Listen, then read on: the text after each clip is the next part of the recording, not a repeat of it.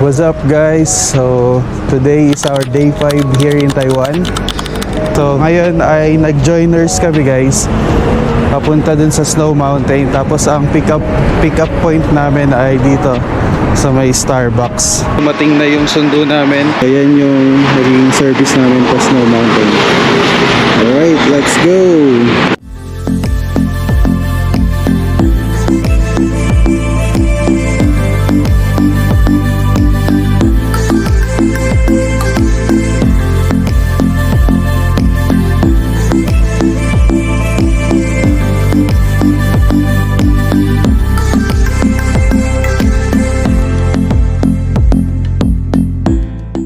Update, ito kaka stop over lang namin. Dito kami sa gasolinahan. Hindi ko lang alam kung anong lugar to, pero medyo malayo yung biniyahin namin. Umalis kami ng 7 pero ngayon ay 9 na. Pero ang lamig na dito guys, at tsaka mabundok na din. Ayun, ito siya guys, yung lugar. Tapos yung bundok kayo, no? Tunog na ang ice. Ito na lang natira, pero malamig. Parang nasa tapat ng rep. Sobrang taas. Grabe yung kalsada. Nakakatakot. Ano sabi ng relo mo? Sobrang taas mo na daw. Sabi ng relo mo. Ano daw, oxygen. Sabi ng relo mo, nasan ka na ba? Yung oxygen ko daw. Kami na yung tao.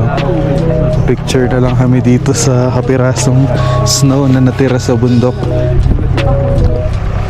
Parang ito na lang yung part na may snow. Pero ano siya, para siyang ice. Ice sa rep. Lamig. Masakit sa kamay. Namutla na yung dali. Grabe, kahit nasa bundok namin, 4G pa rin yung internet. Sobrang high-tech dito sa Taiwan. Diyan naman tayo sa may kabilang side, sa Bangin. Oh, ganyan, gubat. Parang Baguio, parang pine tree siya, puro pine tree. Balik na ako sa sasakyan. Iba ang lamig dito. Dito walang hangin, pero malamig lang siya talaga. Ayan guys, yung mga tao, nandun sila. So guys, lumipat kami ng spot. Yung kanina pala parang nadaanan lang na yun lang yung may snow na marami. Pero ngayon nandito kami sa Songxiu. Ano bang basa dyan? Songxiu Lodge. Ayan, so may parking. Ito yung sasakyan namin. Okay lang daw kay Vance, ito wala ng snow. Wala pang snow yan, pero sobrang lamig na. Gamit ulit namin yung mga gear namin. Tapos doon naman ay overlooking. Doon ay overlooking. Tara, punta tayo doon. Wow! Grabe. Taas. May ginagawa pa ditong building. Sabi yung mga bundok nila dito. Ang bundok nila dito guys ay mabato, rock. Talagang solid. Tingnan natin yung view dito sa baba.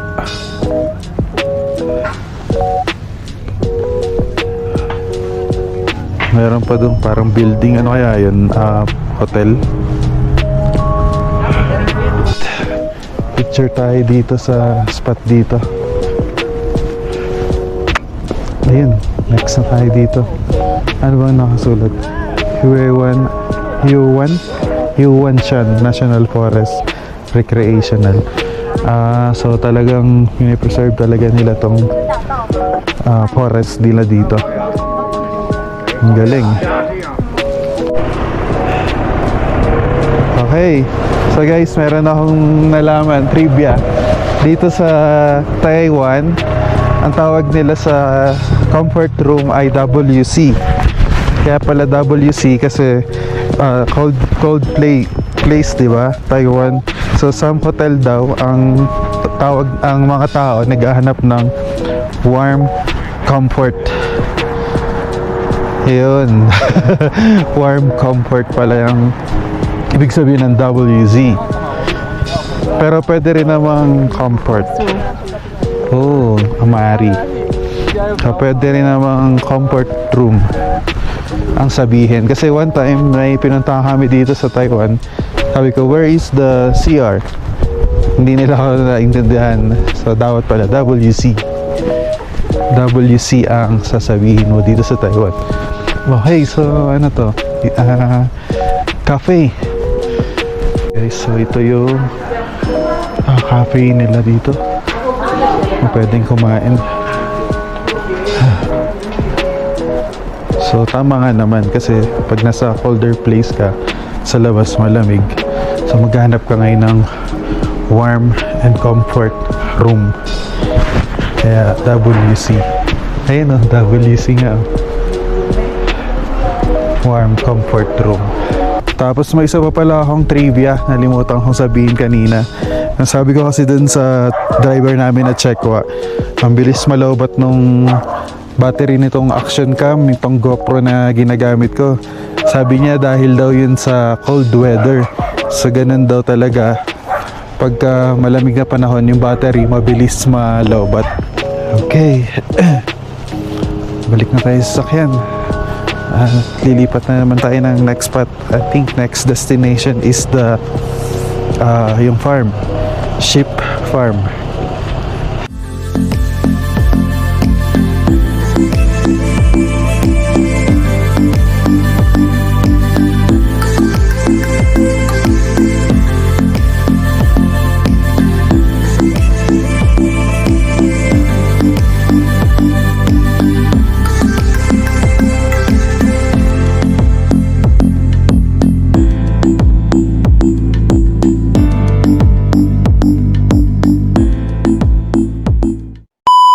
Alright guys, so I'm back. Kakarating lang namin dito. Dito kami ngayon sa sheep farm. So parang pinaka-stopover na rin namin dito sa sheep farm. Kasi nandito yung kainan. Ayan, sa loob niyan may kainan. Pwede kang umorder, mapagkain, pwede rin magbaon. Pero meron kasing table na kailangan mong umorder. Siyempre, order ka onte tapos para makain mo yung if may baon kayo. Pero okay lang din pala kahit di na magbaon kasi may bilihan naman dito. Ito yung sa labas. Tapos mamaya pagtapos kumain, dun sa may taas dun, nandun yung sheep farm. Ang bayad ay 270 NT per head. So per head siya dun. So ganito guys yung kainan dito sa loob. Ayan o, iba't ibang pagkain dito. Iba't ibang pagkain. Pakita ko sa inyo guys yung mga food nila. Ayan.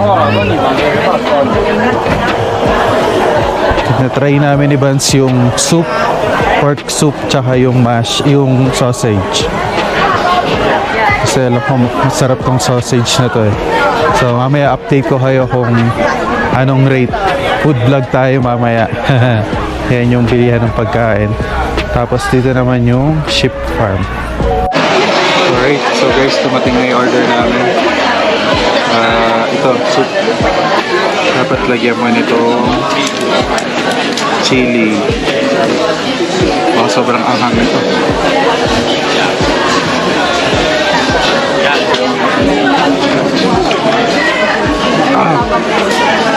Lagyan mo chili? Sobrang anghang pala nitong chili na to.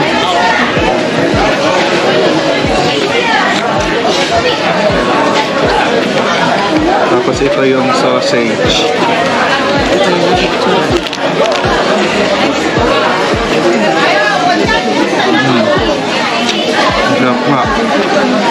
Masarap guys, sausage na ganda ng Taiwan. Ito naman, mga Filipino food na to, kaya hindi na namin ito i-rehate. Kami kumain. Ngayon naman, tignan natin dito sa sheep farm. Okay, so andito na kami guys sa loob. Ang bayad pala dito sa sheep farm ay 270 NT per head. So, yun yung entrance fee niya. Tara, samahan nyo kami, ilibutin natin tong sheep farm. Sakto pala dito pagtas mo kumain. So now, ang kinain. Ayun, mga tupa. Ang daming tao, guys. Tapos, mabaho. May tahi ng tupa. Baka may palabas, no? May show. Kapanood kung paano, balatan. Ay, balatan. Palahibuan. Kawawang tupa. Bagong groom. Bagong groom ang mga tups. Ito guys, oh, daming tupa. Happy tayo. Alam nila pag wala kang pagkain, hindi ka papansinin eh. Ikaw ay si 1061. Ay, pahok ng tenga. Sungit mo ah. Kuha kita ng pagkain. Oh. Hihi. Lambot.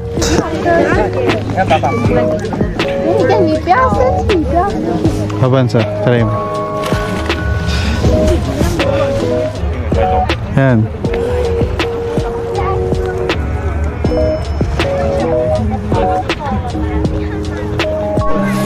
Alright guys, so tapos na kami magpahay ng mga sheep.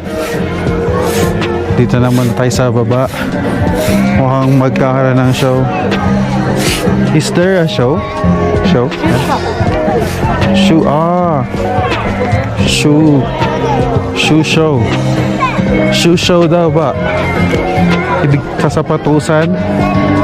Shoe show. Papakita nila kung paano sapatos sa kabayo. Ito no, shoe show. Kaya nga, sayang di namin mapapanood ang shoe show. Sayang kasi kailangan namin umalis. Alright guys, so tapos na kami dito sa sheep farm. Nakakain na rin kami, so doon naman tayo sa next destination. Old England daw yan, yung next namin pupuntahan. Tapos parang may nabanggit pa siya na isa na town, city town eh. So yan, abangan nyo na lang mamaya pagbalik namin. Let's go! Alright guys, so from sheep farm, lipat naman kami dito sa Swiss Garden. And so take some picture lang daw. Tapos may isa pa atang pupuntahan. So tara, ikutin natin yung loob nitong Swiss Garden. Okay, tayo dito sa taas sa Swiss Garden. Merong 7-Eleven.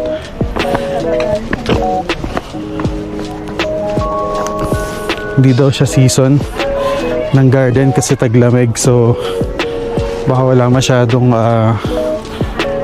bulaklak or halaman. So may bayad pala yung pagpunta sa garden, 100 per head. Tapos kung bibili ka lang ng mga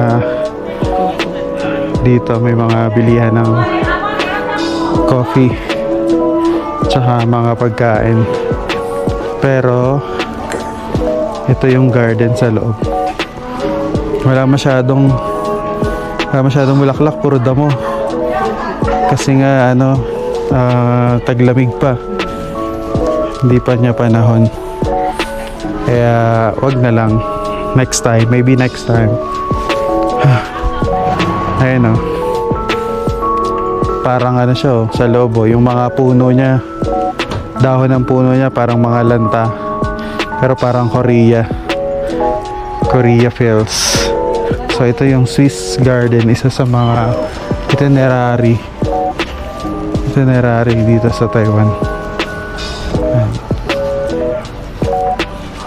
Okay, ayun lang. So abangan nyo guys yung next destination namin mamaya after dito sa Swiss Garden. Alam ko meron pang isa eh. Yes. Bago matapos ang day 5 natin. Alright guys, so after din sa Swiss Garden, dito naman yung next stop namin sa Old England. Old England daw ay expensive hotel. Pagka holiday or or I think weekend, it will cost you like 9,000 NT per night. So mahal nga siya, pero maganda daw kasi talaga. Ayan, so malapit lang siya dun sa Swiss Garden, parang pagbaba lang from Swiss Garden, madadaanan na along the way to the Old England. Ito siya. Ayan. Ang laki nito. Ang ganda. Kakaiba yung design niya. Meron pa pala sa likod. Pero okay dito. Ang galing dito. Ayan. Hey, si Vance. Vance. Okay. May picture si Vance. So, yan. Picture muna kami ni Vance dito sa The Old England ulit. May mas maganda pa palang view dito, mas malapit. So malapit siya, sunod-sunod siya dun sa mga itinerary ng Snow Mountain, tapos yung The Sheep Farm, Swiss Garden, tapos I think ito na yung last, The Old England, tapos pababa na. Alright guys, so tapos na kami dito sa The Old England, The Old England Hotel. So ayan yung nasa likod, The Old England Hotel. So I think that's all na para sa trip na to. Pero update ako ulit mamaya kasi sasakay na kami ngayon dito sa aming service. Okay, let's go. Update guys, so dito kami ngayon, stopover sa, hindi ko alam saan to, pero stopover kami na sa freeway kami kanina. Medyo malayo-layo pa, kaya ano muna, pahinga muna. Pati yung driver nakakaba, inaantok na, kaya kailangan niya talagang pull over para magpahinga. Stretching kasi nakita ako gumigilid-gilid na siya eh, papapikit na, kaya tama itong ginawa niya dito, mag-brake. Tara. Ang ganda na ano nila dito, stopover. Ewan ko lang kung may mga tindahan. Tingnan natin. Tingnan natin kung may mga tindahan. Dog run. Pet friendly. Dog run. Pati pet mag-stopover.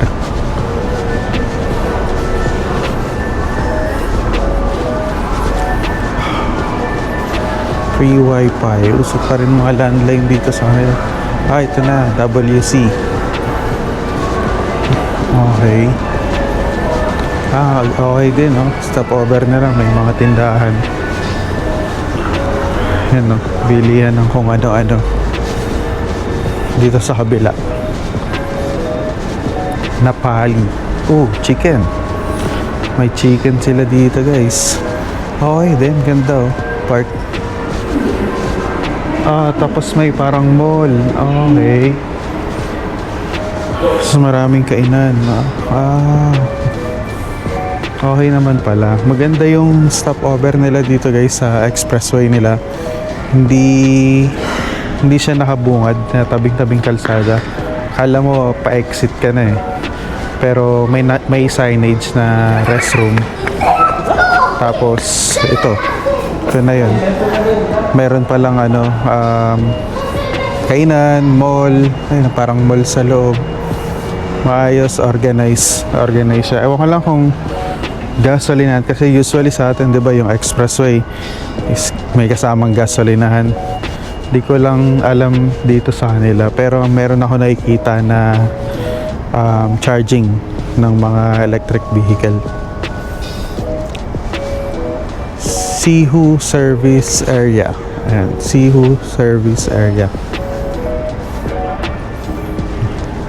Ang lawak na CR, kaliwat kanan yung CR case, oh. Wala naman tao. Wala naman masyadong tao. Ang ganda.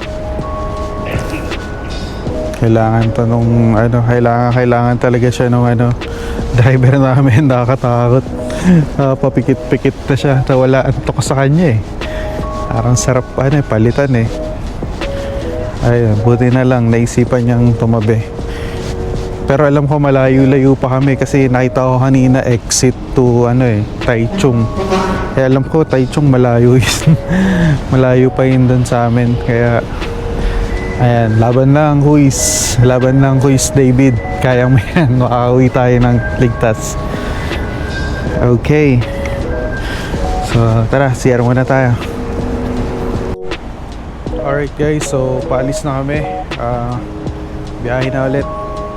Mamaya update ulit ako pag nakarating na sa Xingfang. Okay, let's go. Alright, so guys, update. Dito na kami sa Xingfang. Ayan, Starbucks, kung saan nagsimula ang ating day 5. So ayan, kakarating lang namin, madilim na. Kapagod, thank you Lord. Nakauwi na din, nakarating na dito sa lugar namin. Kanina medyo nakakatakot eh. Antulin, tapos sinaantok si Kuis David, pero okay lang, safe naman. Ganun talaga pagdadrive, kahit ako din, inaantok din ako minsan pag nagdadrive, lalo na pag malayuan. Kaya mahalaga talaga na merong stopover pag talagang di na kaya, huwag pipilitin. Magpahinga, mag-stretch, mag-unat-unat, tapos magdala lagi ng sa mga kapwa ko driver dyan, shout out. Magdala kayo lagi ng kutkutin. Safety nyo na, kutkutin, inumin, pampagising, gawin nyo na lahat para lang ligtas, para lang sure na makakauwi kayo ng ligtas, pati lalong-lalo na yung mga pasahero nyo kasi nakasalala yung buhay nila sa ating mga driver. So yun lang, mag-Starbucks muna kami. Shout out sa pinsan kong pinakamaganda Lisa, thank you, pinadalan mo kami ng cheap gift check para mag pang SB namin. Ayan. Okay, so dito na lang, day 5, tapusin na natin to. Masyado nang mahaba ang ating day 5 at masyado nang malamig. Kaya kita-kits sa mga susunod pang gala natin dito sa Taiwan. Thank you for watching guys. Please follow and subscribe. Bye!